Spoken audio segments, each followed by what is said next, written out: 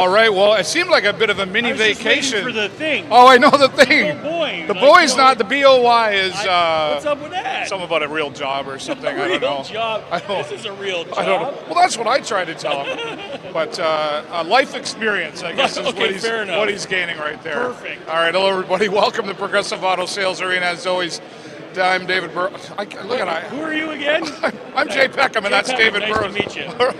Wow. It's been a heck of a day, but we're here, and it just seems, maybe it's because it's a Thursday that we're here. Maybe it's just because you only woke up 10 minutes ago. Well, probably. I've been fighting a chest cold, so I've been knocked out by Stay way over. Get off camera, Jay Peckham. There we are.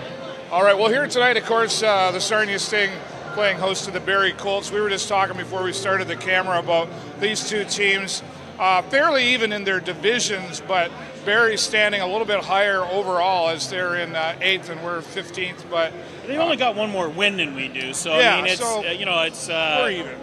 Yeah, I would say it's probably fairly close. Yeah, you mentioned too that Barrie's always been kind of always a dominant team in their division, and we're seeing a lot of differences on our team this year. What do you want to talk about? I'm not sure what to expect, honestly, because I know Barrie's had a great few seasons. They've always been sort of their top end of their division, top end of the league. They've been very close a few times, and so I'm expecting a good, strong game from them. So the question is, what's the Sting going to look like against this team this year? I think if we look at what we've seen from the Sarnia Sting so far, I mean, we've seen the stock market. Well, we right? have. But then recently, of course, we were kind of concerned against Flint because they've always been that. We've been calling them the thorn in the Sting's side. Yes. Not just last year, previous years.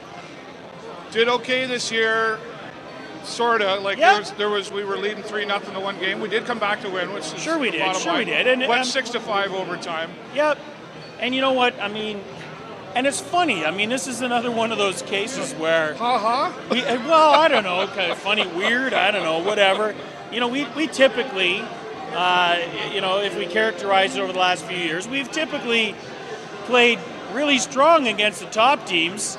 And maybe not so well against the bottom end teams. I don't know. Did we rise to the level of our opponent, or I would have expected us to be crushing Flint, but it didn't happen. Yeah. But then we'll play Saginaw, London, a Barrie, or whatever, and somehow we come out on the good side of that. Well, Saginaw was, as you mentioned, bring that up. It was certainly a good game.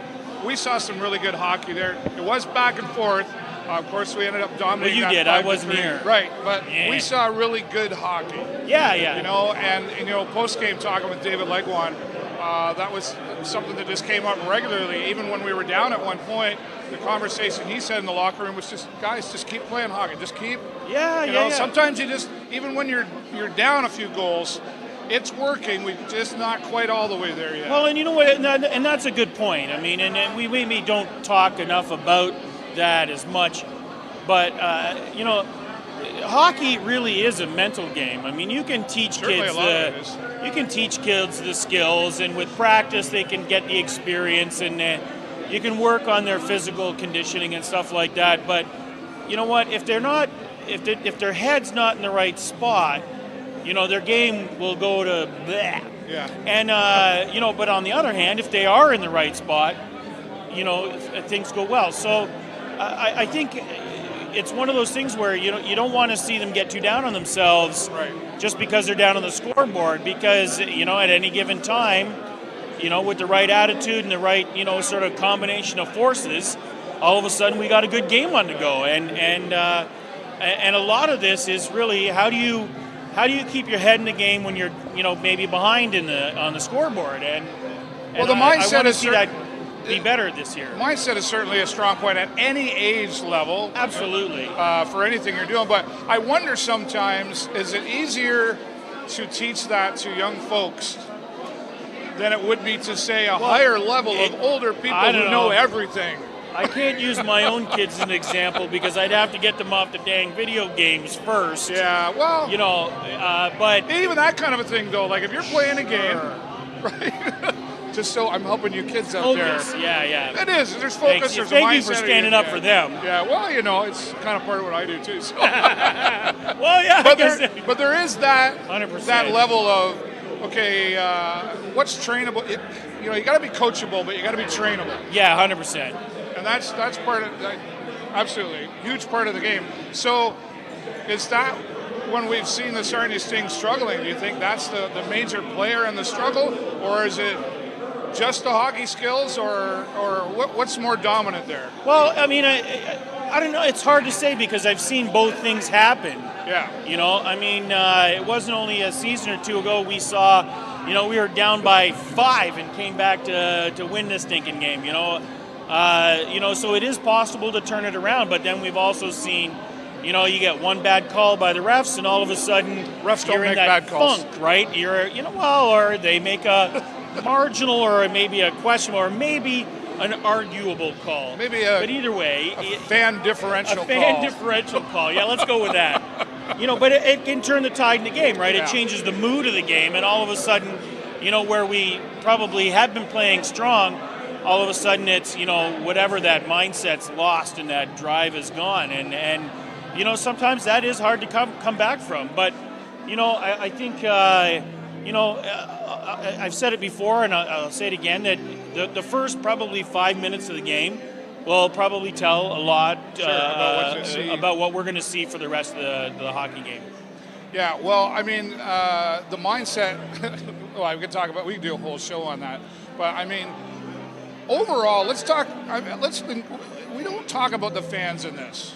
Like we talk about the coaching staff, and we kind of tell them what we're thinking, and we tell the teams, and we talk about mindset. But the fans really play a role in all of this as far as creating that atmosphere in the room as well, and I do some post-game interviews. Sometimes you hear the players go, I couldn't really hear the fans tonight, or, wow, really heard the fans tonight. Yeah. So, I don't know, when I was a little kid, when we were down, that's when you really cheered for your team. Swing batter, let's go, and all that stuff, right? So how important is that? Well, I think, for me, I think it's one of those things where, on an individual, basis, they don't hear individual fans yelling, And they don't hear as much out there as you might think, too. No, absolutely. But you know what? When the whole building is in on it, I think there is an energy that really does feed the team. When the whole building is in on it. Yeah. And I mean, I've seen that turn games around too before, which is terrific. It's also, I mean, as a fan, it's fun to be part of that.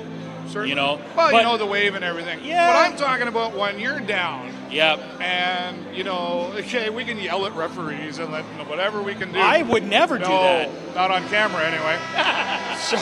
But I mean, even around here, just to point out, there are certain areas of this arena where, I mean, I know there's a guy right down here. He starts always yelling, go Sting, go. There's one guy over there. For sure. It's almost like they're talking to each other, actually, with walkie-talkies. Okay, it's your turn. But there's that part of it all that has to be created in each section to go, come on, I know we're down, but come on, guys. Absolutely. I know you got that, rather than, I tried to teach what's that wrong to with you tonight? And I tried to teach that to my kids, I mean, I have had those moments where we're sitting in our section and we've got a few out-of-town people kind of in here from the opposing team, or some kids that don't quite get it, and they like to boo the other team. And I never taught my kids to do that. No. Cheering for your own team, that's important, because it can change the game.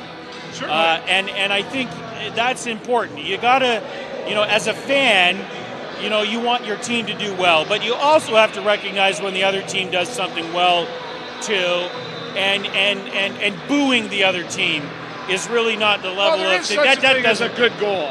Well, absolutely, nice play, or a good stop. I mean, I've many times been very vocal about complimenting. Speaking of you vocal? Speaking of good stops, Ethan Langevin starting in between the pipes tonight for the Sarnia Sting.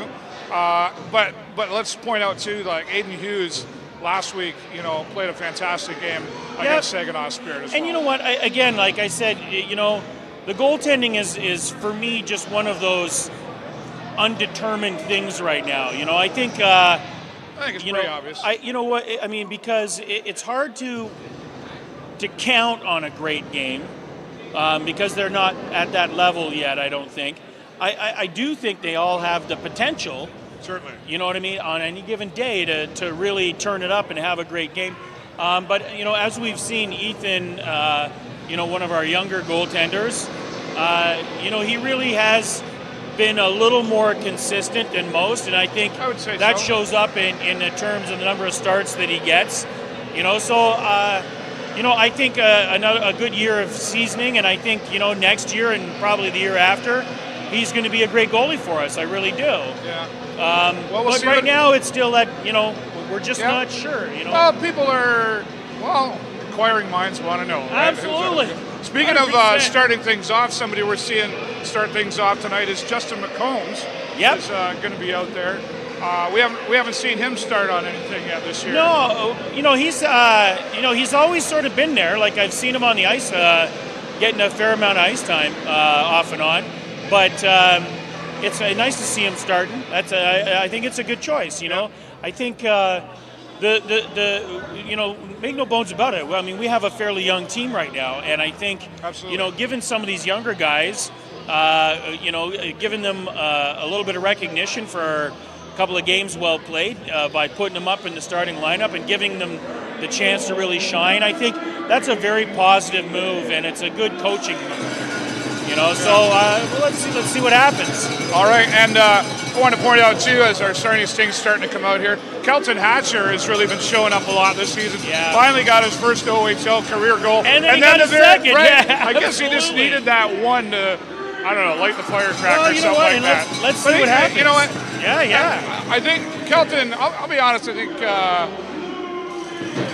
He's worked really, really hard out there. We've seen a lot from him, not just this year, last year. Yeah. He's definitely he's worked hard out there, and I think the fans really appreciate it. Well, and it's got to be tough being the coach's kid, right? On any team, anywhere, it's always tougher being the coach's kid. Yeah. You have a little more to prove and stuff like that, and I think so far this has been a pretty damn good season for Kelton, for sure. I would agree. Perfect. Well, the Sarnia Sting out on the ice here at the Progressive Auto Sales Arena, getting ready to take on the Barrie Colts.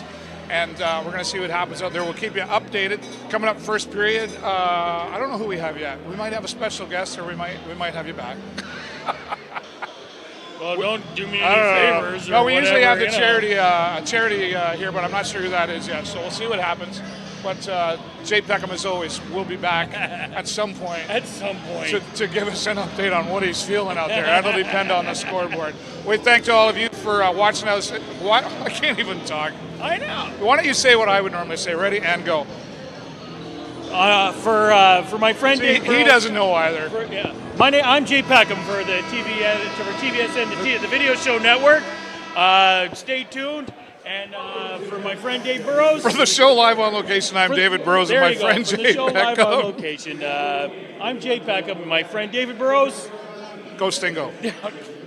That's your line. I thought it was your line. Okay, we'll see you soon. Bye.